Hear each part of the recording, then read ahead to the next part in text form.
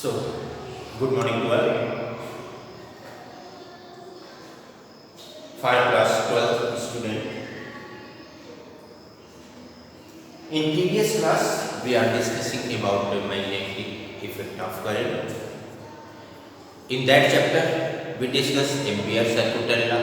Sorry, Faraday's. What Faraday's will do? Already we have to discuss. Then we discuss Biot-Savart law. How we obtain the intensity of magnetic field through a small element. Then after that, we'll discuss total intensity at the center of the coil, that coil having current. Now we are discussing about at the axis of current carrying coil. At the axis of current carrying coil मतलब किसी coil के axis में intensity की value क्या होगी, that we want to calculate. Clear? So first our assumptions. Make a circular coil, center O and radius is R, and I ampere current is drawn.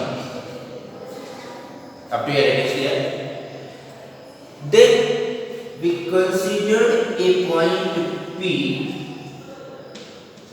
lies at distance R from the center of coil. So at point P we want to calculate the intensity of magnetic field. Clear? Using the Biot-Savart law, and Biot-Savart law is applicable for small element. So we should take a small element AB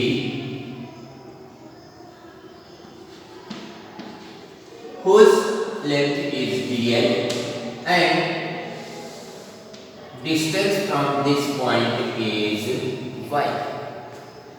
Similarly, at the last end of coil, again we take an element A dash B dash. Length is same and intensity at point P is this dB dash. Then both are resolved into two component phi theta. Then here dB cos theta, here dB dash cos theta. This side is dB sin theta and this side is dB dash sin theta.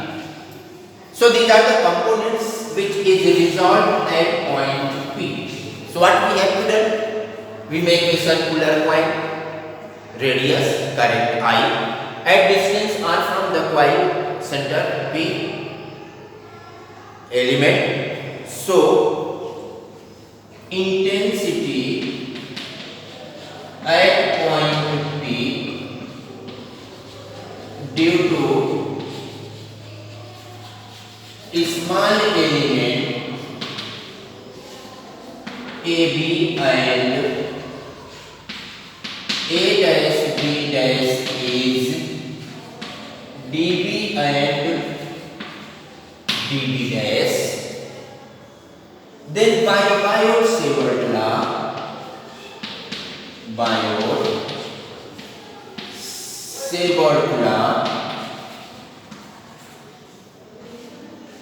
dB is equal to dB dash is equal to mu naught upon 4 pi dl sin theta upon y square. Why? Since the distance from the element to the point P is to be considered y. So in place of r, we should take the y. Since all of you know theta is equal to 90 degree drawn. So this equal to mu naught upon 4 pi I dl upon y square. Y square is equal to r square plus r square. You retain it. Triangle. Suppose AOP. Y square is equal to r square plus r square with the help of Pythagoras theorem. With the help of Pythagoras theorem, we obtain the intensity of this one at this point.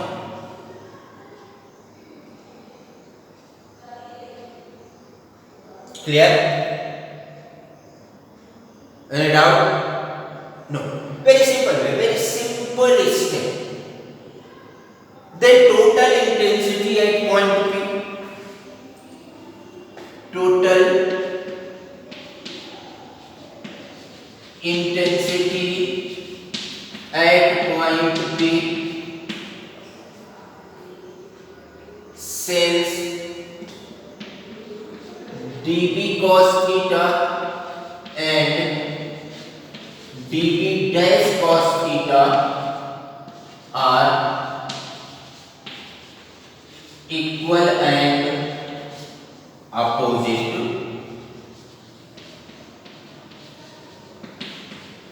then they cancel out.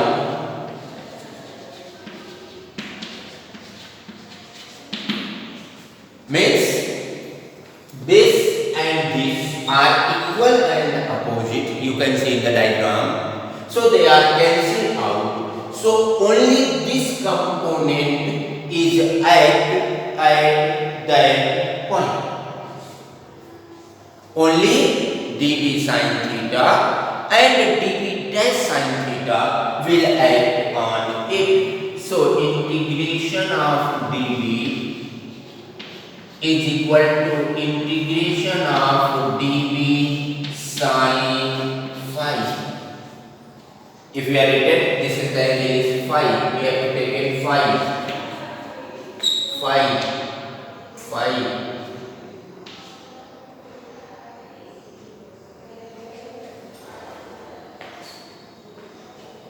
dB. Clear up to here?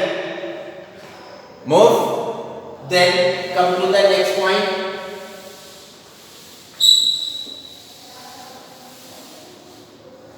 Substitute the value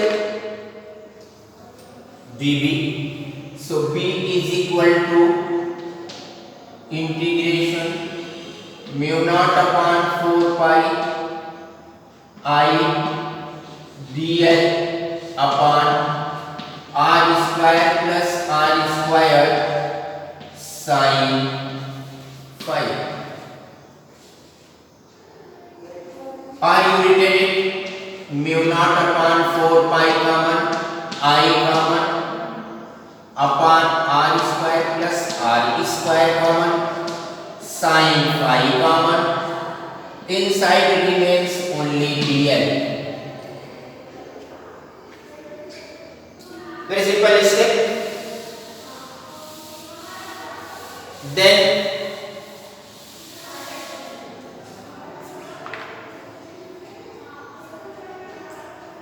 since dl is equal to 2 pi r circumference of the coil, so B is equal to mu naught upon 4 pi 2 pi I r upon r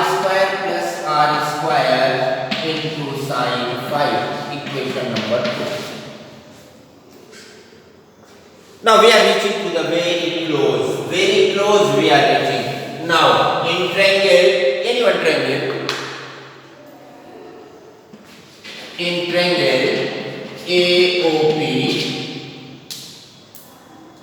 sin phi is equal to perpendicular upon hypotenuse.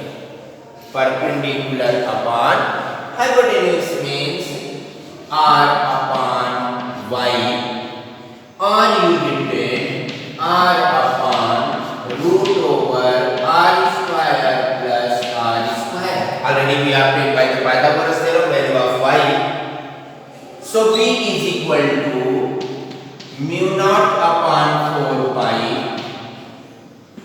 2 pi I r square r upon r square plus r square to the power 3 by 2. This power is 1. This power is 1 by 2. So this power is to be becomes 3 by 2. So this is the final relation.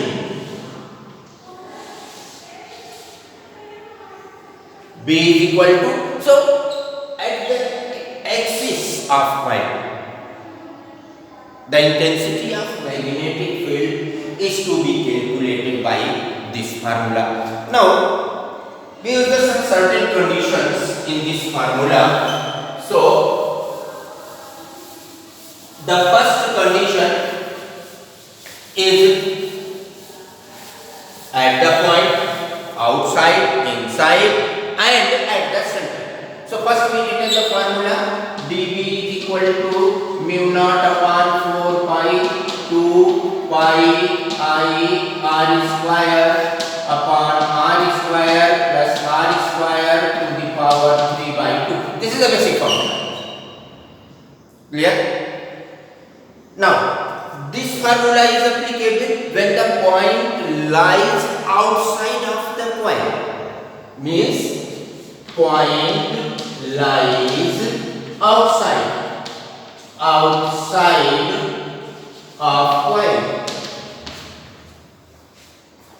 Second condition, when r is equal to r, means the point P is lies on the circumference of circle. Then what formula we obtain? dB is equal to mu naught upon 4 pi 2 pi I r square upon r square plus r square 2r square. So 2r square to the power 3 by 2. Or you can written it also dB is equal to mu naught upon 4 pi 2 pi I r square upon 2 root 2 r cube. Open it. 2 to the power 3 by 2 root 2 r square into 3 by 2 2 is cancelled r cube. Then this is cancelled. So B is equal to, sorry, B. This is the B formula. So B is equal to mu naught upon 4 pi 2 pi I upon 2 root 2 r. But if the point P lies at the center, third condition, at center,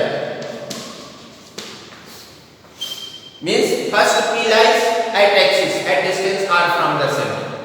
Second condition, when we place the P on the circumference of this one. And third condition, when r is equal to 0. Why? Since distance becomes 0. So here remains B is equal to mu naught upon 4 pi 2 pi I r square upon r cube. This cancel, r u cancel too. So B is equal to mu naught I upon 2r. Already we have proved it. And if coil have n number of turns, then you written B is equal to mu naught Ni upon 2r. Means you can place n here also, n here also, n here also, if the coil having the n number of turns. So actually this question is to be asked, but in a different ways, not directly solved. Only we should use that formula and to derive one more formula. That. So let me discuss later. So after this Biot-Savart law, in next class we will discuss about what happens when any charged particle enter inside the magnetic field. Remember, due to the current, magnetic field is to be established. It is okay. But if the magnetic field is present and any charge is moved in it, then what happens? These things we will discuss in next class. Okay? Clear to all of you?